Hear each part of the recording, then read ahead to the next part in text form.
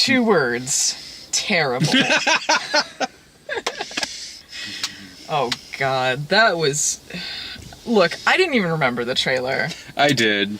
I didn't remember it until you mentioned it, that you forgot it was coming out, and you're like, oh, you want to go see Wildlife? It was called Wildlife? I don't even remember the name of this. Mm-hmm. I could barely tell you a character's name in this, but I thought it was just going to be unmemorable. I didn't know it was going to be fucking intolerable. Neither did I. I went into this thinking, like, this is probably going to be this year's Rio 2, in that it's not good, but whatever. And what this movie actually is like some kind of hybrid of Norm of the North type material mixed in with the kind of quality we get out of like that Puss in Boots movie that we did with Phelan. I could tell that this was a movie that was made in Belgium and then dubbed into English later. I could tell too. Because I couldn't tell from that kind of style is what it is. It's weird. Like, it's weird to look at. Like, the movie... Because I didn't know that from the trailer, but we saw that earlier. Is it just me, or did the poster look nothing like the guy in the movie? It's like they made him look like a character from Tangled or something, like kind of befuddled, handsome guy, like, oh, these animals. I don't think that was the same face, even. Well, it's also not the same title, because this movie was originally called Robinson Crusoe in 3D. I sort of understand why they changed it, because, like, fuck, this is about Robinson Crusoe. I'm not familiar with the story of Robinson Crusoe. I mean, I know you're shipwrecked, I'm sure but I don't know. I'm not familiar outside of the fact he's shipwrecked. I don't know what happens in the book. Well, now we do. But, like... This barely fucking has anything to do with them. Like, if you love animals being extremely repetitious, you still won't like this. Because they're not interesting in the slightest. And, like, if you see one scene in this movie and you like it, you're gonna see it 3 more times. Because they just keep doing the same things over and over again. Like, the cats attack 3 different times. We have to have 3 different showpieces of them attacking. This movie has 3 climaxes. Yeah, like, I kept thinking it was going to end, but it wasn't. No, it still had a half hour left. It kept going. The animation in this movie is weird because if you were to look at a still shot of it, it would look fine. Stuff like the water looks really good in this movie. Yeah. It's not like... Okay, like writing and story quality, that's what I mean by comparing it to Norm of the North. In terms of its animation, Norm of the North through and through looked like something that was made to be released on DVD. Yeah. This isn't so much the level of something like Ratatouille or something like or Little Bee or shit like that. Like this, the characters have like a lot of texture to them, enough to where it kind of goes into Uncanny Valley territory quite a bit.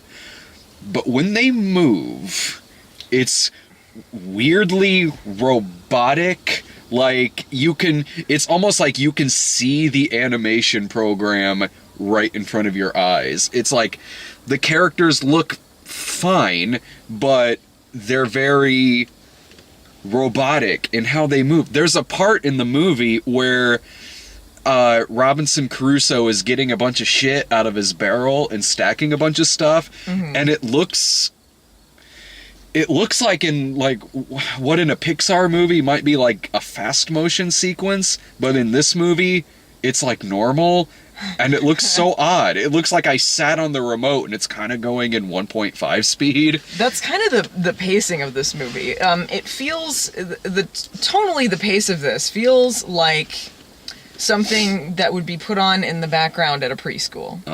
Like, just there for background noise, not particularly engaging, or threatening for the kids, you know, which is weird considering how much death is in this. There is a lot of death in this movie. When this movie starts out, the movie's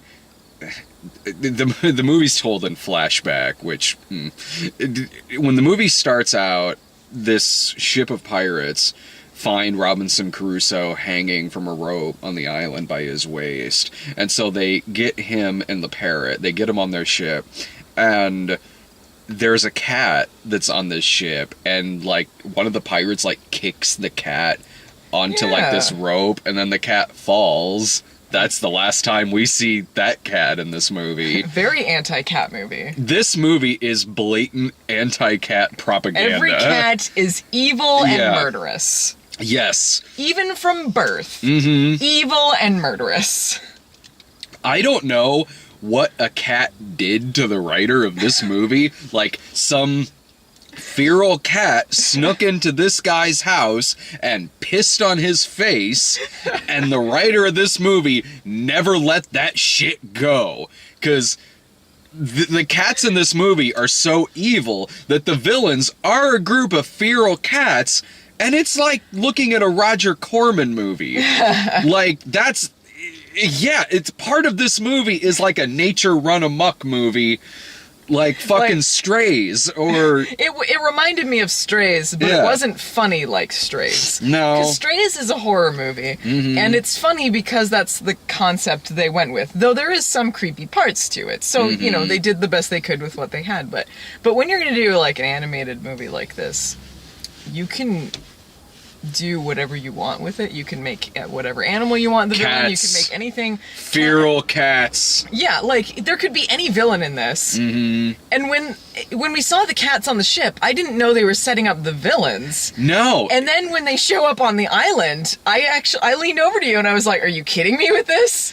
That's what they're going with? Yeah, and so these cats just have a grudge against Robinson Crusoe and all of the animals on this island. They want them fucking dead. Like, they want to murder, like, they're using their claws like they're Freddy Krueger. And at one point, because it's a male cat and a female cat, and at one point the female cat just suddenly goes like, we will soon have a family to feed. Well, how many? Because they were on Cursed Island. On Cursed Island, which was just kind of over there. Yeah. And had a bunch of bugs on it. But for some reason, them and their 10,000 kittens, I don't know how she had this many kittens, they're surviving on these bugs for how many months? Because for a cat to get that big, it'd be at least 4 months, let's say. Like, how long are they surviving there? It has to be quite a while. I mean, it seems like this movie is oddly taking place over a long period of time, judging by his hair throughout the film and the shit he builds. I love that it takes him at least 4 months to actually grow any hair. He doesn't have any stubble for a long time, though clearly, like, weeks have passed since he landed. I like when they're on the pirate ship at the beginning of the movie, what sets up the whole story, because it's being told by the parrot. The parrot who says to these two mice on the ship, the parrot says to them, you want to know the real story of Robinson Crusoe? All right, sit back. I'm about to tell you. Turns out it's not that interesting. Yeah, which is why him saying, here's what he should have said, like, you want to know the real story of Robinson Crusoe? I'm not going to tell it to you, so here's a story about me. Because the parrot's the main character in this movie. Here's a story about a bunch of fucking boring animals, and they're gonna be repeating the same thing over and over again. It reminded me of that Hunchback one that Phelan reviewed.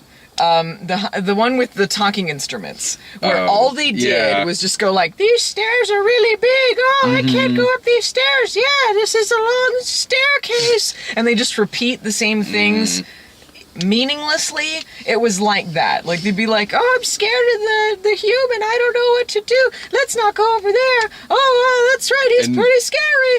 Cue 6 scenes later, just move on. None of it was even consistent either, because they go up to the human to bring him fruit when as a peace offering, and he has the musket pointed at them. They're not scared of that, but when he puts it down on the ground, suddenly that's what scares them, as if they didn't realize 2 seconds prior he was holding it and pointing it at them.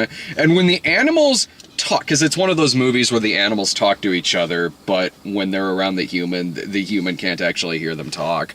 So, for reasons, And so That parrot could use human language to imitate people, to say anything. He doesn't fucking talk to Caruso once. oh, He by the coulda way, helped him out. that fucking parrot, man. Like, that parrot going like, oh yeah, by the way, I can mimic people too. Because I'm a parrot, you see. That, when the parrot was just going, "Arr!" I thought he was more endearing than when he could talk. Yeah, Because honestly, yeah. unfortunately, they give him a voice of a smart-ass teenager. To where he says, like, the human named me Tuesday. I guess that's better than Monday, because no one likes Mondays. Thanks, Garfield. Oh, Thanks. God, I want to punch him. Like, it's just that voice through it. That, okay, well, all right, guys, I don't know. You know, they didn't... It's not that the voice actors were bad in it, but they didn't have anyone with any real charisma. Like, no one really stood out. Didn't recognize any of the names. And, like, you don't have to hire a bunch of, like, celebrities to do voices, you know, like... But you just need to have someone who is a competent and endearing voice actor, and I didn't really... There's nothing about them. You could kind of tell in some aspects, like, who they would have gotten if they could. Yeah. Because that pig was like... It would have been Sassy Black Lady. It would have been like Wanda Sykes. Yeah. And if this person was still alive, that female cat absolutely would have been Eartha Kitt. Yeah. And that would have actually saved the movie, He was honestly. doing an Eartha Kitt thing. Yeah. Yeah. You know, when I realized that this movie was going to be a really long sit, is when the animals are taking shelter from the storm at the beginning. Mm-hmm. And there's a running joke about a pineapple, Mm-hmm. which is never funny at any point. We have a pineapple hangover. Yeah. Fuck. They're carrying this pineapple, and then I say running gag, I just mean for that scene only, as if that meant anything. And they're like, oh, we have this pineapple, and they're going up a mountain, and the parrot drops the pineapple, and it rolls along the group of animals, and the stupid fucking goat falls on the pineapple, slips off, and is hanging onto the cliff's edge, or onto like a branch. And then there is an extended rescue sequence because of a pineapple mishap Yeah. that goes on just short of forever. And I was sitting there thinking, what am I even watching? I'm watching a bunch I of almost dumb leaned over to animals you that and said the slipped on a same pineapple. thing. And not to mention the fact that there's only... I don't know where these animals came from. Yeah, There's only one of each. There's one goat, there's one pig, there's one... It was an iguana that... Is a chameleon. A chameleon. Oh, yeah, because he would like blend in sometimes. he's the predator. Is that how chameleons work? I guess. Exactly, yeah. There's only one of each, so that's kind of interesting right there. Yeah, did they just spawn out of nowhere, or did Yeah. all of their families get sent to Curse Island? It's a prison island for animals. You're annoying. You go live over there. All right. Well, I'm gonna go live with my friends now. Bye. Fucking parrot. I knew this movie would be a long sit early on for a couple of reasons. One, this is an ugly film to look at. It is always overcast, like raining, foggy. It's not even that kind of dreary. It's just it's there's no life to it. No. Like I said, like it's 'Cause if not. it was spooky looking, maybe it would be something. Well, yeah, if it's meant to be dark and scary or something like that, yeah, totally. Like if it's like Kubo and the Two Strings or Paranorman or something like that. This isn't that. This is like if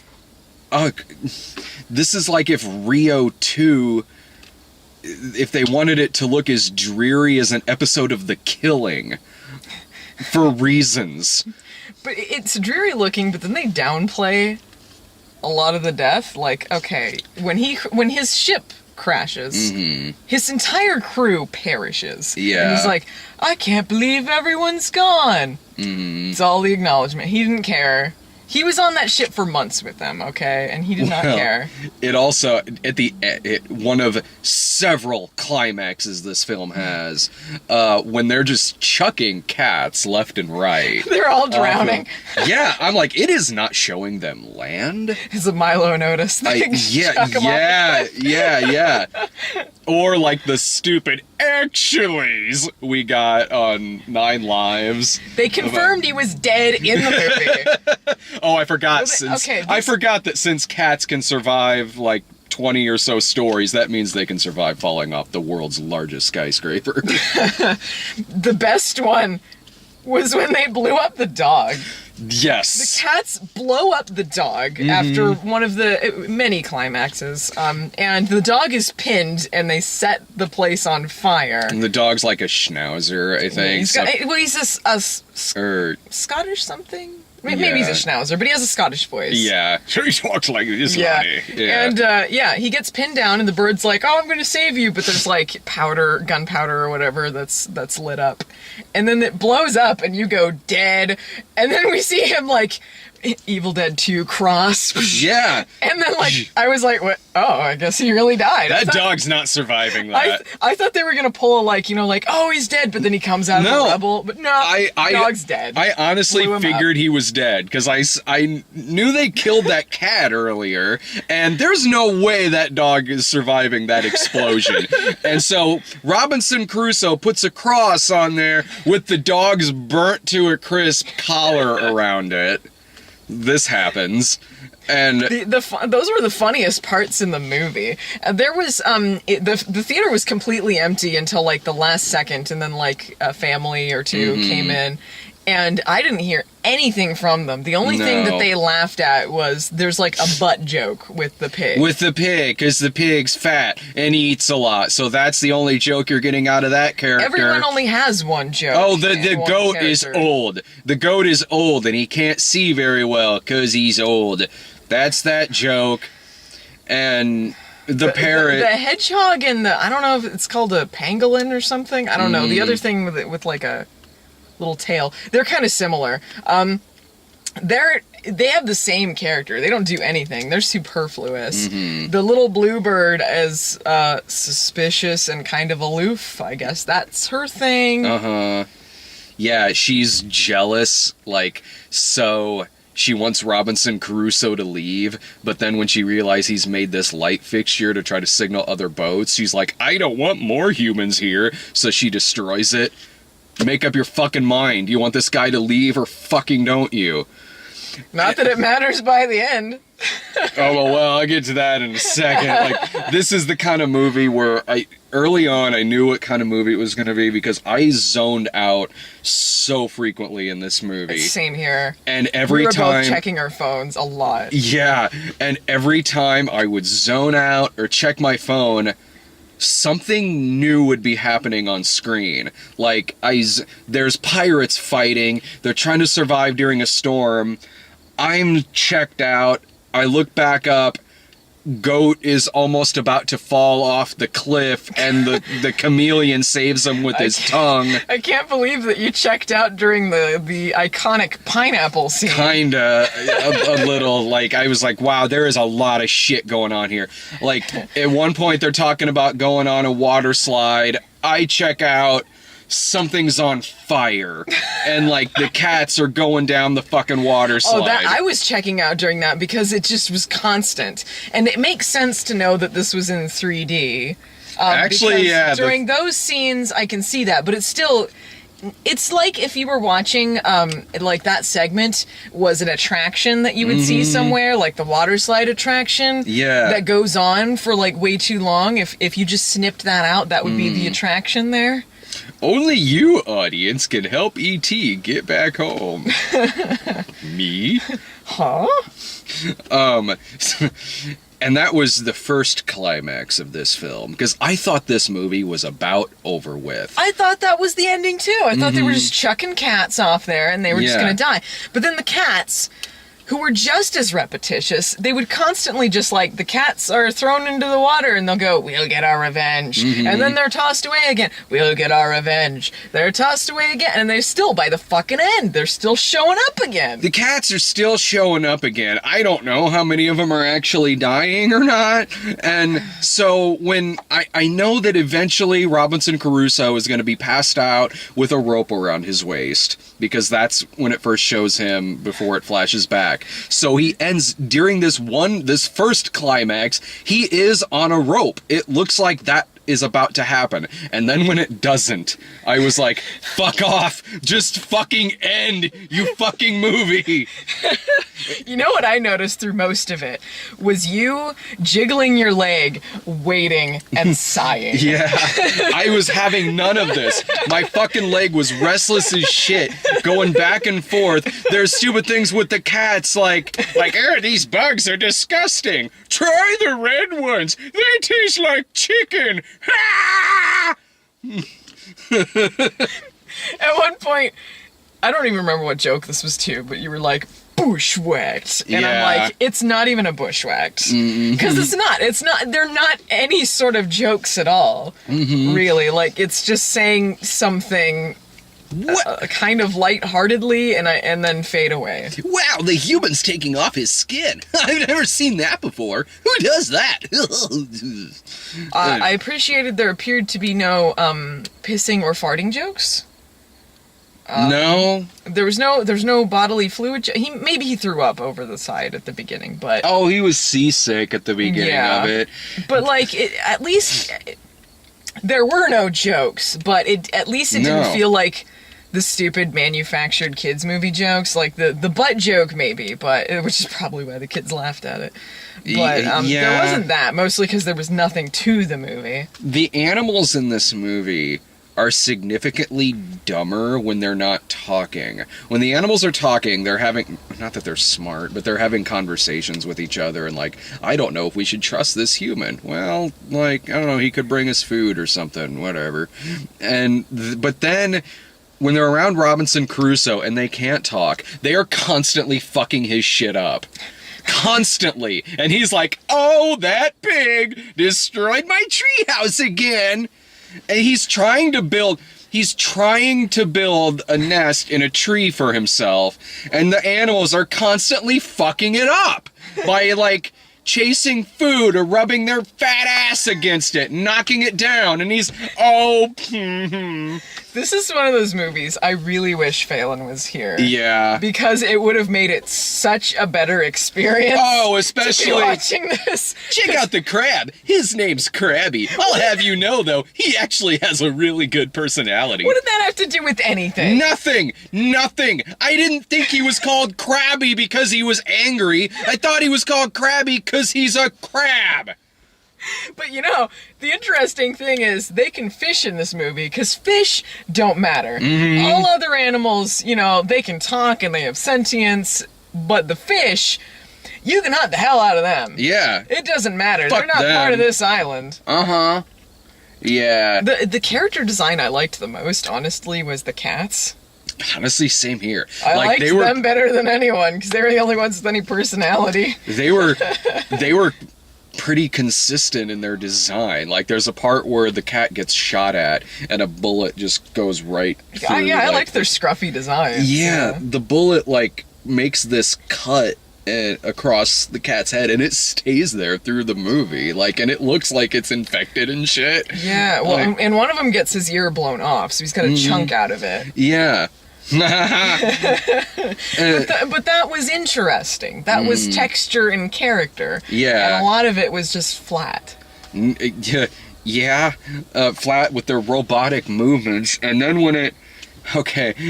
when after 2 or 3 more climaxes of these cats coming back to fuck their shit up again, because Lord knows when this fucking movie's gonna end, and then the pirates have them, so then they have to have this climax with the pirates, because the pirates aren't gonna take him back to England, and they want... It wasn't much of one, was it? Not really. With the pirates? It was just sort of like an oh, by the way. Yeah, well... Because the stuff with the cats, it went on forever, but it was like... exciting and moved around a lot, and there was energy to it. But like the pirates, it's just sort of like, hey, you should try to steal our boat, and the parrot's like, get back over here, I'm the captain. Yeah. It's time to go back home, Robinson. And then the movie apparently runs out of money. Yeah, it just seemed like they just stopped the movie. Yeah, this movie, for as many climaxes as it has, it just ends. Like, it conceivably could have logically ended at any of its other climaxes, but the one that it went with is jarring. It reminded me of, there was a joke on Freakazoid where they do an Island of Dr. Moreau parody. And he's on the plane with all the villains, and he spends about half the episode on there, and then he goes there and he meets up with the Island of the Dr. Moreau character. And he's just like, ha ha ha, see what I've got in store. He's like, oh no, there's only like 10 minutes left. He's like, if you hadn't wasted so much time on the plane. Yeah. And it was like that. If you hadn't wasted so much time on this other bullshit, you could have had something happen. Yeah, with the pirates, the cats, the goddamn animals fucking his shit up. Like, the first thing he should have built is a gate to keep the animals out, because they're constantly destroying his house. And so when it does end, it ends with him escaping the pirates and sailing back to the island. Credits! Gilligan never escaped the island. It was like, there was a Simpsons episode that was a parody of, like, Lord of the Flies, and then at the end they had a joke. They don't make it off the island at the end, and they have a joke, like, there's narration, it's like, oh, let's say they were all rescued by Mo, I guess, or something like that. It's like that, but genuine, not parody or satire. They go back to the island, the credits are showing, and then it's just still shots. It seems like they took storyboards from what the rest of the movie would have been, and then added them to the end. Like, they have, like, oh, by the way, then a lady pirate shows up on the island, and then, by the way, a girl bird shows up, because you don't want to think that he doesn't get in a heterosexual fucking relationship by the end. And then a hot parrot showed up. Let me tell you, ladies and gentlemen, we lived like kings. It's showing still shots of them, like, he's like eating like fruit, and then he's saying like, we had to rebuild the treehouse with some minor altercations. It looked the fucking same. I think it was supposed to be like a little house add-on for the parrot, but you know, the blue bird had a fucking point. It's like, we're supposed to live in the wild. They're animals. Who cares if they live in his treehouse? Let him have his treehouse. You live out in the jungle where you're supposed to be. Yeah, and they already have food, so I don't know why Robinson Crusoe kept giving them all his biscuits.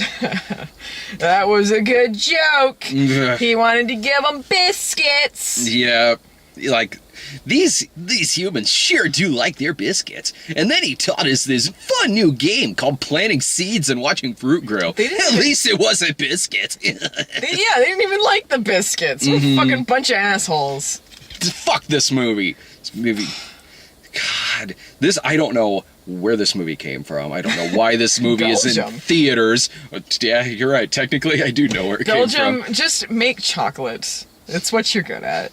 Don't send us any more animated movies. Oh, with its 1,000 production companies in front of it. Yeah, they did like 6,000 different intros for the production company, and then it went to the opening credits where they repeated them again. Yeah. I liked the one that you could tell, like, this isn't a theatrical company, because a lot of it was like Studio Canal and things that I've seen in front of movies in the theater before. There was one that I don't think I've seen in front of anything before, but it was like, oh, this is the low budget company, because it is like what you would see in front of like fucking little cars. Yeah, it reminded me of like Puss in Boots and other kind of low budget fare. For a low budget thing, like, if this was straight to DVD, I would think this was a decent job. I wouldn't think it's a good movie. I wouldn't want to watch it. But for a straight to DVD thing, it's okay. But for a theatrical thing, it's just not up to snuff. No. It's not good enough. No, it looks jarring, like I said, but it's a weird kind of jarring, because, like, if you freeze frame a lot of it, the texture is there. There's a lot of good design to some of it. Just the movement's but not there. Yeah, and some of them even had that like black hole mouth, like that you'd see in like Ratatouille. Like, just like, there's nothing there. There's nothing inside of there except dead space. This one, it baffles me too why it's in the theater, because... Me too. Because Norm of the North at least had names behind it to sell it. Mm-hmm. So did, like, whatever that Wizard of Oz one, Legends of Oz. Oh, that, yeah. Even though that was a big scheme, it had names in it. It had like a soundtrack. It had some selling points. This has no names. No, the animation isn't good enough. The story's not good. The trailer isn't even that memorable. So I don't know any sort of selling point that this had to get into theaters nationally. I don't know, other than the fact that I think the movie has already made its money back overseas, so I guess. Why not pick up some extra dollars here and like basically have it kind of like Norm of the North, where it's the theatrical run is basically just an advertisement to get it on DVD. I can't see this staying too long though, especially considering this was a Friday night and there was barely anyone there. Norm of the North certainly didn't stick around long. Yeah, there was nobody else there at a 5 o'clock showing on Friday night. I can't imagine why they didn't pre-screen this last night. There was no dance sequence though. That's true. There was no soundtrack, which again I don't know what the selling point was. Because you have to outsource you have to get your animation movies from another country for there not to be the gimmicky ass fucking musical number at the end of the film, regardless if your movie's a musical or not. Because, I mean, like, that's one of the things that we complain about a lot in these dumb kids movies, is when it's so manufactured, when you can tell what the producers said to include by the numbers, what they want. And I appreciate that wasn't there. No. But you need to have more to it. This movie, honestly, probably could have used that. Honestly, yeah. I was missing Norm of the North. I was like, Norm of the North is like golden compared to this. Fuck yeah. Like, this movie could have used an ending where they get back to the island and like, well, we're home now. Hit it. Staying alive, staying alive. Staying alive. Start singing Jungle Boy. Yeah. Oh, Tarzan Boy. Oh, Tarzan Boy. Yeah. Helps when I get the name right. I knew what you meant. This movie, that's their off-brand version. Jungle Boy. Man, what a soul-sucking movie this was. This was I wanted How to does do. it compare to like Ratchet and Clank? Because that was something you checked out with a lot. What you told me. I think I checked out way more in Ratchet and Clank. I think Ratchet and Clank was maybe in terms of its voice work, because it was the voice actors from the game. I think so anyway. That was good. That part of it was good. I might have laughed a couple more times in Ratchet and Clank. I didn't laugh at anything in this intentionally. Me neither. I think... Wow, that's rough. I think I was far more checked out. in Ratchet and Clank, but because there were moments that I kept unchecking out in this, it was making me more pissed at this movie. I think I might have been more pissed at this movie than Ratchet and Clank. That's tough. I don't know what I would rather do. This one, I think you could, if you were sitting around watching it in a group of people, say we're the only ones in there, I think you could probably joke at this movie a little bit more than you could Ratchet and Clank, but I don't suggest doing that. Like, I don't suggest, this isn't Nine Lives. This is no nut job. No, exactly. This is not like something like or Norm of the North, where you can get a copy of that shit and fucking just snark your asses off watching it. This, you can, but don't. There's much better shit you can do that with. This movie is just a fucking dead zone. Like, I don't recommend this shit in the fucking slightest. Yeah, same here. It barely felt like a movie, but it also felt like it wouldn't end at any point. Yeah. It kept going during the credits. I can't name a single feature of this that I would recommend to people. No. Like, I mean, there was no entertainment value in this. This was not entertaining. Not even for kids. Like, if you want to put it on as like a background thing, maybe. Sure, like if your kid's young enough to laugh at everything. If a kid's very young, they probably, and like maybe don't like they're barely starting to speak, kind of young. Maybe like the images and things on the screen. Even then, it's like still put on something good at least. Like just because you can serve shit at this restaurant doesn't mean you have to. Worst case scenario, I guess that's when you would show it to your kids. Yeah. Ugh. The wildlife. Well, I am excited for. I got When the Bow Breaks in like a half hour, so I'm legit. I'm guessing it'll probably be bad, but I'm excited. I'm super excited. Couldn't be any worse than this. Oh, this movie's When the Bow Breaks is already better than this movie. I haven't even seen When the Bow Breaks yet. God. Any other final words on this? No, I think we got it covered. Don't see this. Fuck, this movie can fuck off. See it.